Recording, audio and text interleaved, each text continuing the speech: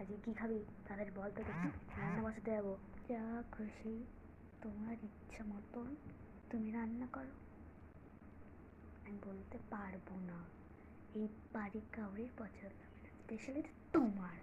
আমি বলতে পারবো না, বেশি বার পেরে গেছিস না, এক চড়ে মুখ ভেঙে দেবো তোমার। তোর বাপ এটা খাবে না, তোর দিদুন এটা খাবে না, তুই এটা খাবি না, তোর বোন ওটা খাবে না। ভাবাটা কি আমাকে গরু ছাগল পেয়েছি, আমি যা খেতে পাবো তাই খেলবো? কি খাবি বল, তাহলে কিন্তু মুন্ডুটা ধরে মাথাটায় ঢুকে দেবো পুরো।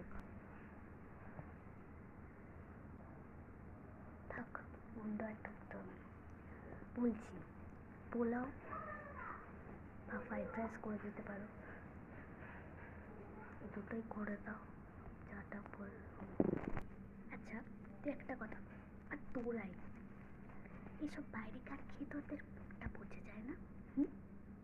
আগে বল, তোদের এই মুখটা পচে যায় না এইসব খেয়ে খেয়ে?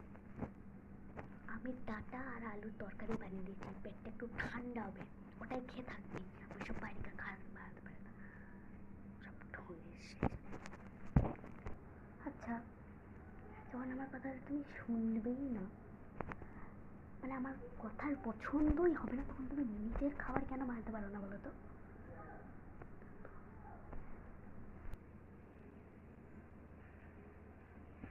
এই ভিডিওতে কার চরিত্রটা বেশি ভালো লেগেছে? যদি আমারটা মানে মেয়ে, তাহলে তোমরা একটা হার্ট ইমোজি করেছো, যদি মার তাহলে একটা রাগি ইমোজি দিয়ে, সেটা বুঝতেই পেরে গেছে।